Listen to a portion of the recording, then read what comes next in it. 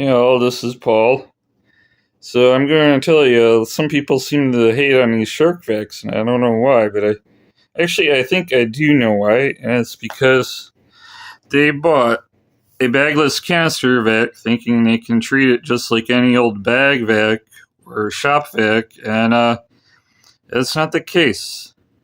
First of all, these are canister vacs, so you have a canister like this. The canister, has a max fill line on the front, but I would suggest even staying an inch or so lower than that.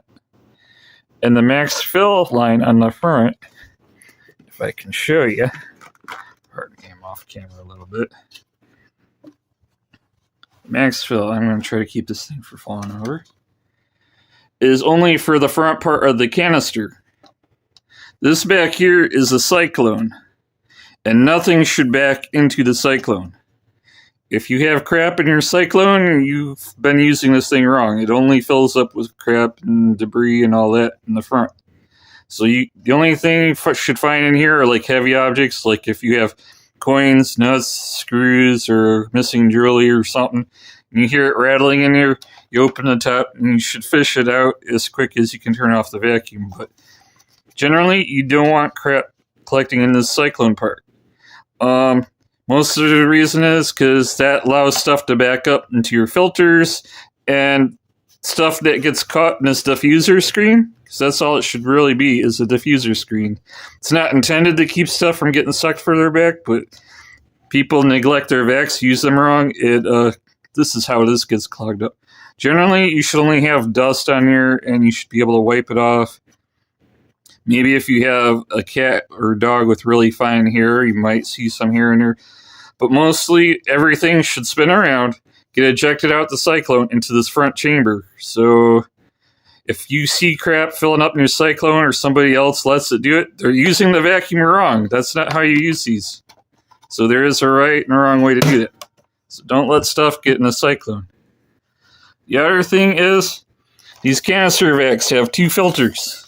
Or actually, there's three, but the two that you should always be concerned about are this top filter and the center filter.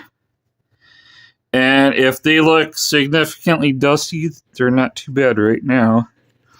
But they say do it like once every 2 months or something in the instructions. No, if they look saturated, that's when you clean them. Don't wait. I know they have the instructions, but if you see like everything caked on the outside, this one's relatively clean. There is some on it, but it's not bad.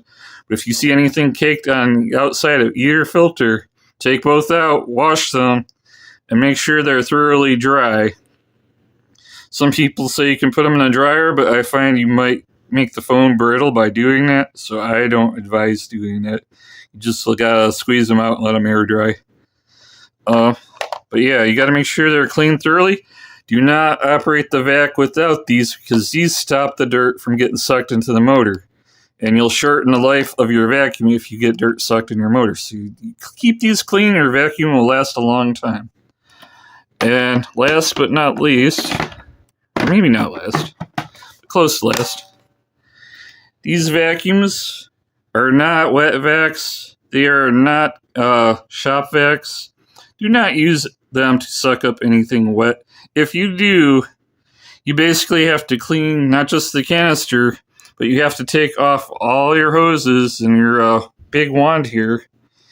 And you got to basically tie a rope to a rag and pull it through like a dozen times. Because if anything wet sticks on any of the attachments, the hoses, it's going to get moldy. And every time you use your vacuum, your house is going to smell like funk. So don't use this on anything wet.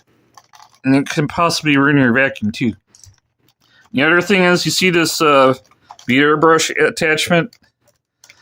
Always make sure to turn off the brush if you're using it on the bare floor quickly. But what I would suggest on the bare floors, if you have it, is, I don't have it on hand right here, but there is a bare floor attachment. These vacuums are modular. Most of the time they do come with the bare floor attachment, and that will save not only your beater brush from wearing out prematurely, but it will save these rollers on the front from breaking. So if you see this breaking or you have a brush that wears out fast, it's because you're using it on a bare tiled floor or something. You're not supposed to. The beater brush is only meant for carpet, and you should be using your bare floor attachment to save it when you're going over a tile floor or linoleum floor or something like that. So all of that should keep your shark going for well over 10 years even. Because these things are pretty sturdy. If you use them properly and you clean them, they last. But if you abuse them and neglect them and treat them like the kind of vacuum that they are not, they die, and then you start hating on a shark for no good reason. I mean, they're not terribly expensive, but they're not that bad in my opinion. I mean, some people, they just like to abuse stuff, and I guess that's where they get the reputation. All right, bye for now.